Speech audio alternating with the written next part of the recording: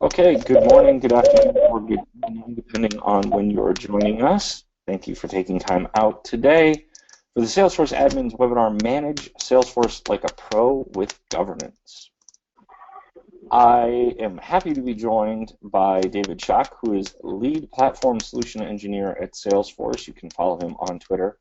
Yes, his avatar looks just like that. At DShock. My name is Mike Gerholt. I am admin evangelist at Salesforce. You can follow me on Twitter at Mike Gerholt. And of course, it wouldn't be a Salesforce admin webinar or just a Salesforce presentation in general without the forward-looking statements. So just a reminder to please make all of your purchasing decisions based on current features and functionality, and perhaps not on any of the really cool stuff that David may or may not show us today. Of course, and you want to be social with us. So we are on Twitter at Salesforce Admins, no I in admin. You can follow us there. You can, of course, connect with other awesome admins at using the hashtag AwesomeAdmin. And if you're on Facebook, we are there as well. Salesforce Admins is how you can find us. Lots of information posted to that page. And our YouTube channel is Salesforce Admins, which reminds me that this webinar will be recorded. It will be posted to our YouTube page and our webinar recap page, which was the same URL that you used to register. So with that, so you probably have questions. I know I've got some questions for David heading into this. We have a special webinar group on success that you can ask those questions. It's easy to get to if you go to bit.ly/admin webinar group. Or if you're on the Success community, just search for Salesforce Admins Webinars. You don't have to wait to the very end to ask your question. We have expert evangelists standing by to help you out so we can get those questions answered. And of course, after the webinar is towards the end, we will do a live Q&A with David with some of the questions from this group, and then David will go back and answer them. So don't be afraid. Ask questions if they come up, and we will start getting you answers. So with that, I'm going to turn it over to David for today's agenda. David? Hi, thanks, Mike. Yeah, I am David Schock. I'm very happy to be here. We're going to dive right into it. Today we're going to introduce what we are going to talk about. We're going to talk about change management and how that relates to governance. We'll talk about specifics about Salesforce Sandboxes and application lifecycle management, go over some resources for our customers, and then go to Q&A. So one of the questions that I got ahead of time from someone is, what is governance and why did he put it in the title of this presentation? So governance really is a method of management, and it's a catch-all for basically saying we've got a way to control what's going on. Change management is the process, and governance is just the rule book. So governance just ensures that everyone's working together. Now, if we're going to do something in our org, now first of all, let's back up a second. Salesforce admins are awesome at maintaining what's going on in our orgs, and that's great. And Salesforce admins also have ideas for what should be improved, what could be improved. We're always looking forward, always trying to trailblaze within our companies. So we need to make changes, and by the way, our users also have questions, and there really is a three-step process for how to set yourself up for success in making changes, sort of a baseline. The first is to secure executive support, and I always talk to admins about this when I'm talking with Salesforce customers, that it really is a good idea to talk to someone at your company who's higher up than you and say, look, I'm going to be, as you see in step 3, saying no a couple of times. I'd like to put in some new processes. Could you please help me out? And really get some protection. Let's be frank about it. Become empowered to push back. The second step to set yourself up for success is to implement a process to redirect requests. And we'll talk about it in a little bit, but there is a Trailhead project called Build a Suggestion Box, because a process to handle requests does not involve your inbox as the primary method of collecting requests. And then the second step is to learn when to say no and learn how to say no. Now, I want to tell you guys a quick story about how I got involved in change management and governance. This is a true story that when I was consulting one of my customers, the VP of sales walked out of a conference room, walked up to his direct report, and said, I want to track on the opportunity which opportunities are in a certain vertical. Could you please put a checkbox on the opportunity object so that we can say, bam, this is a insert name of vertical here opportunity. And the person, because he reported to the VP of sales and wanted his job, said yes and did it. And then when the company decided to expand into other verticals, nothing had really been put in place to put another checkbox. I mean, that's not going to be an option. And so the reporting was off in the org. And basically what really should have been done was everything put on hold, put into a request queue, handled, analyzed, and then implemented properly. So the key to everything is to set up a center of excellence. And a center of excellence is a term that we've taken from our enterprise customers, though it does, I want to make sure that everyone knows it applies to all of our customers, from the single admin customers to our Fortune 50 customers. Setting up some sort of a center of excellence, a group of people that are going to make changes, approve changes, work on changes is key. So the first step is to identify your stakeholders. And stakeholders in change management within Salesforce is a little different than with other systems. Because yes, we're going to have people like you, the admin. We're going to have whoever uses Salesforce the most, so the director of VP sales, some of your C-levels, other system admins if you have any reporting to you. And then we want to make sure that IT leadership is there. So any of your developer managers, maybe a couple of developers, consultants, whoever is going to be working with approving changes, people who are heading up lines of business. And then we're going to define roles and responsibilities. Now, a center of excellence or a governance council really should function in the same way that any business is set up. It should have a mission statement. It should have defined roles and responsibilities for all of its people. For a publicly traded company, it puts out minutes of meetings and such, and this company within a company should do it as well. The structure is also very important. Do you want it to be a more centralized structure where one person is kind of running and approving everything? Do you want to have a council? Do you want to have various lines of business reporting in, cross-group membership, interest groups, and then executive owners, and who really is in charge of what? And the scope is also key. Salesforce is bigger than just Salesforce at a lot of companies. A center of excellence at a company that we, like if you're a company that we would call a Salesforce shop, this definitely applies to you. If you're using other systems that are integrating into Salesforce, if you're doing anything like that, the center of excellence that is running Salesforce change management should be a part of or deeply connected to all other IT change decisions at your company. So here's an example of something that is important for admin. So if you are a Salesforce shop and your company has decided to go all in Salesforce, the role of the admin becomes extremely important. And here's an example of where an admin goes from being a system administrator to a system architect. If you learn about Salesforce identity features, at Salesforce.com, the company, we use Salesforce's identity features as a launcher. So once I log into Salesforce, I can get straight into my mail. I can get straight into some of our outside systems, our outside vendors. You can get into Gmail. You can get into Office 365 using single sign-on. And that's a form of integration. And it's important for anyone who's a Salesforce administrator to know all the systems that Salesforce is touching. Because part of your job is to identify what could possibly go wrong. And one of the reasons that we do application lifecycle management and change management is because things can, let's face it, go wrong if they're done incorrectly, improperly, or hastily. So go ahead and identify data impacts whenever an outside system is impacted. And that might mean inviting yourself to some meetings at your company that have to do with an outside system that does integrate with Salesforce. But know all the integrations that are happening at your company.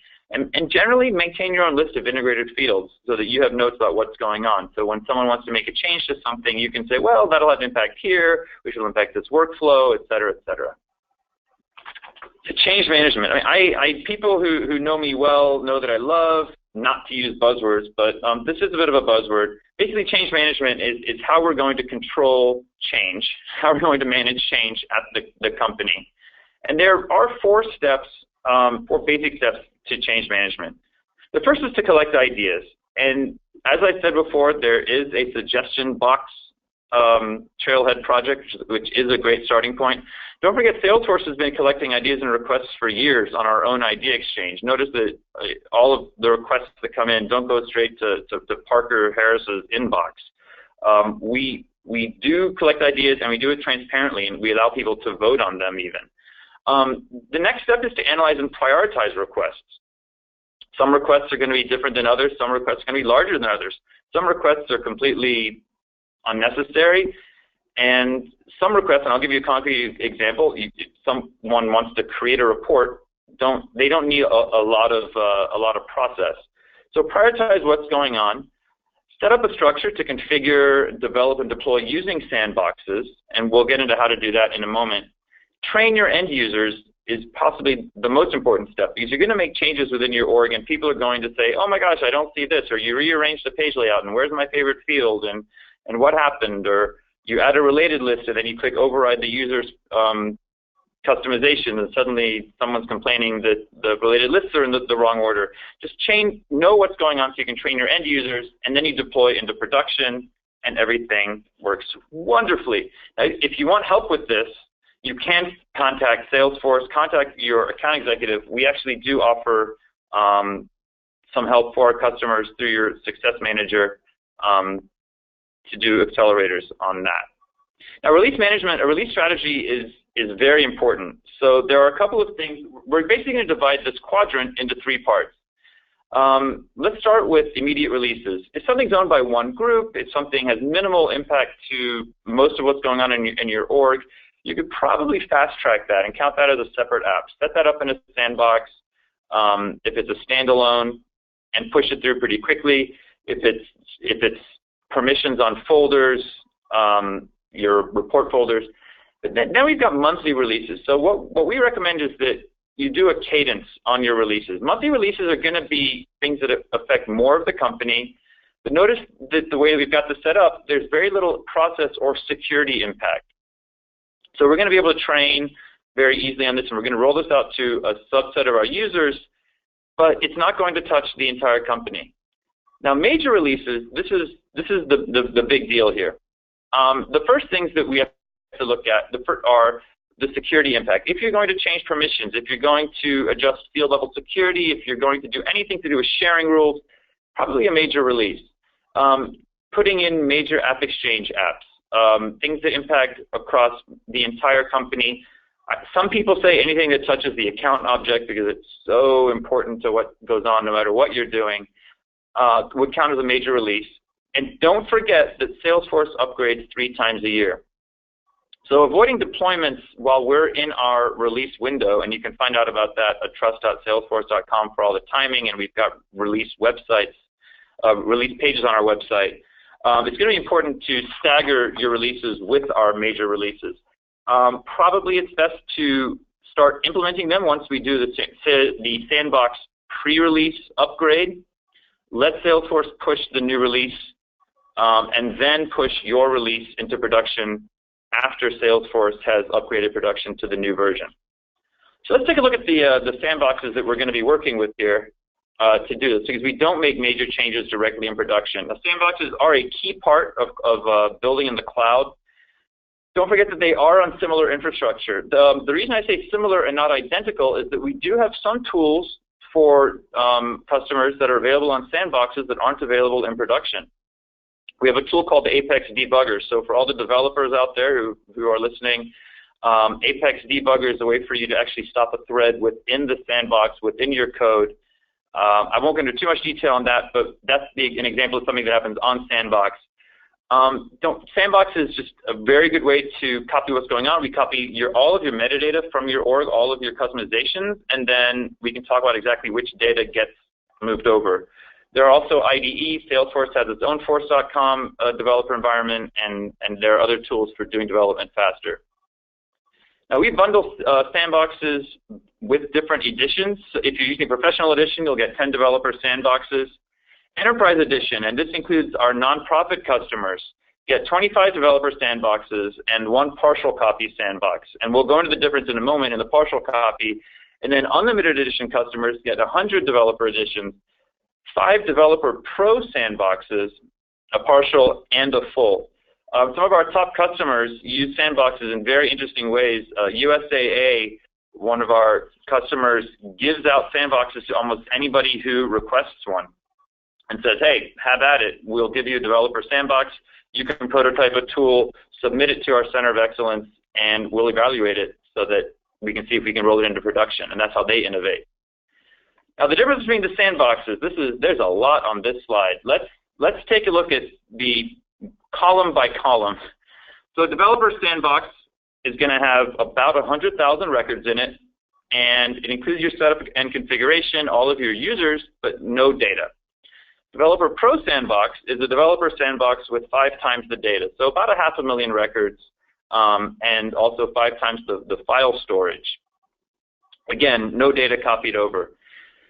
Partial copy and full are very interesting. So partial copy sandbox is going to have part of your data records. We copy 10,000 records from each of the objects that you include within a template. Now, a sandbox template says which objects do you want to copy into your sandbox. There are quite a few reasons for using a template. One is that it makes copying over to the sandbox faster because we actually do copy the data from one place to another within our data center. But it also means that if you're working with outside developers and you've got some objects that have sensitive data, you just don't need to include that at all. Larger storage, and then a full sandbox can have everything, can even have all of your chatter data. However, you can select not to have historic chatter data or field history data if you don't want those templates again. Partial copy is going to be a 5-day refresh. We don't let you refresh a sandbox until 5 days after it's activated, and a full is a 30-day refresh. Now there are some considerations when creating sandboxes, and let's talk about those.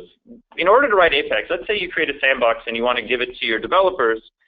The people writing Apex are going to need full org access, and by full I mean modify all data access. That can be a problem if you've got some confidential data that is in your org that you've done a very good job setting up. Certain users can see, certain users can't. You've done field level security and profiles. So we want to make sure that people really only see what they need to see. The first step is definitely sandbox templates, but also you can do a few things after creating a sandbox. You could write a script, or you could just do it manually, but you can clean data, you can delete data.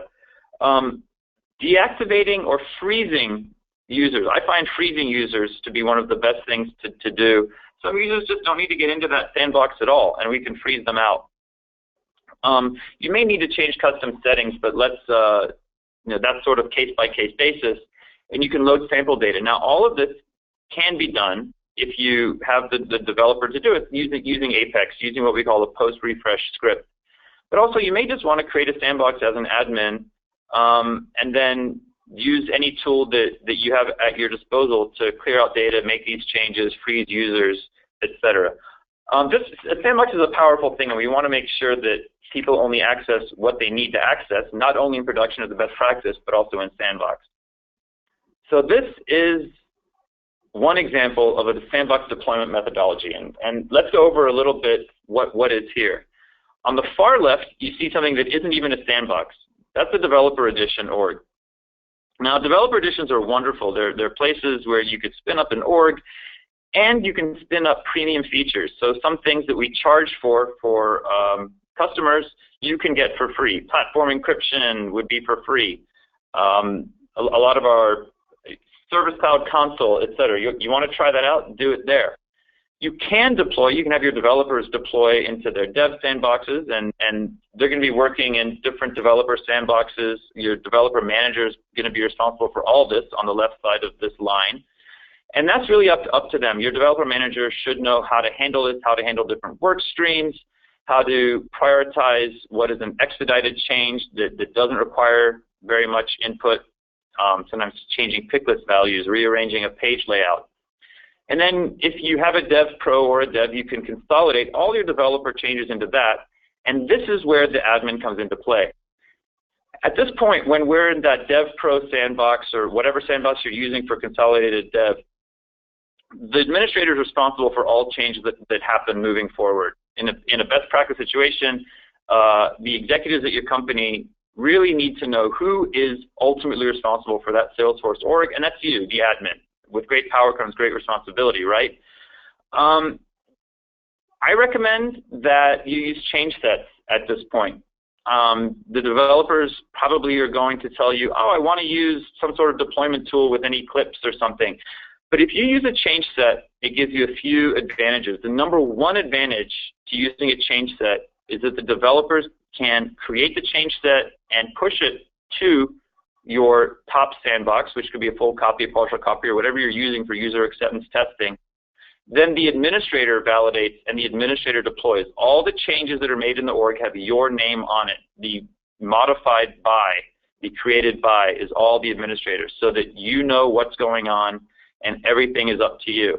We want to empower our admins to do whatever we can as admins to ensure that things are done right. And if you're doing it yourself, you know when it's done and you know how it's done. So be very careful and make it go through. Now this is a slide that we show to some of our enterprise customers, so don't get scared. But we can simplify it down for really any size company. This shows a couple of different work streams. So the top left, we've got a simple work stream where two developers are working together. We've got a more complicated project that's being handled. And those are going into what we call integrated dev. So that's going to be the top developer sandbox. And then we've got an accelerated dev for those fast track changes, both of which go into that first sandbox, that administrator sandbox. And this is where, again, we use change sets. And now we get to a question that I get a lot. What do we do with an outside system?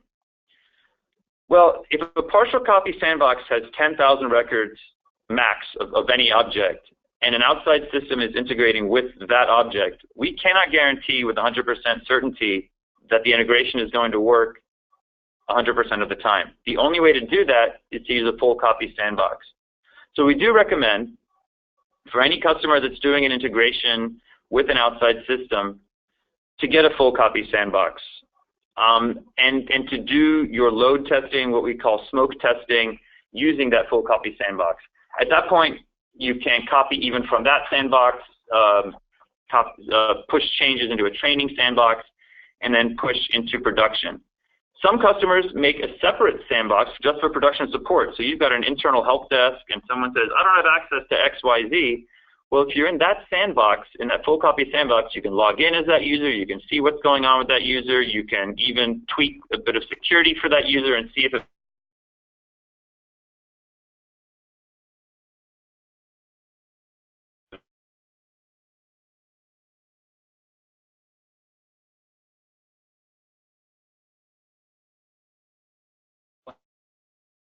The first is to secure that management and executive support. Say, look, I want Salesforce to be the center of everything in our company. Or you can say, you've said Salesforce is important to us.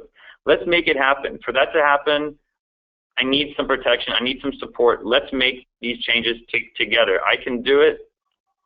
Get my back, please. Familiarize yourself with every system at your company. When I was a consultant years ago, one of the most impactful things I did was to ask a CMO to provide a full flow-through of the lead process. The CMO had no idea all the systems that were being used and where the data was flowing, and it was a good educational experience for him and for me. So familiarize yourself with every system at your company, every contract that you're spending money on, all that. Now, identify some projects ahead of time. So if you're going to do a system for collecting suggestions, seed it with a couple of suggestions. And then draw a planned flow to present to stakeholders so that you can say, hey, I've got a couple of suggestions for something we could do. Here's how we would do it. And I want to do this for other things too.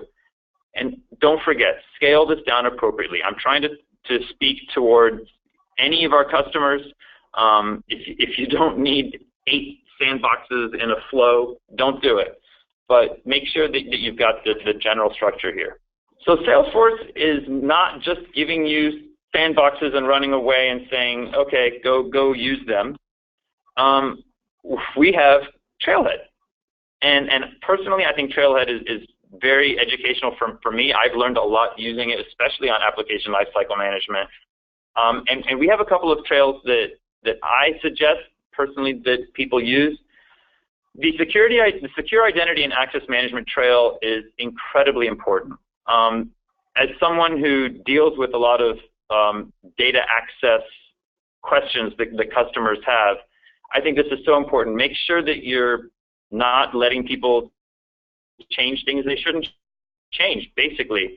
Use our Identity Basics module. By the way, turn on things. You'll learn in user authentication how to turn on My Domain and develop a custom build with clicks, not code, a custom login page for your company so people feel a little bit like, hey, this is our personal login page, but also Salesforce is going to start, this is that forward-looking statement, start recommending that all of our customers activate My Domain to give yourself that custom login page. And please check out the modules on change sets and lifecycle management.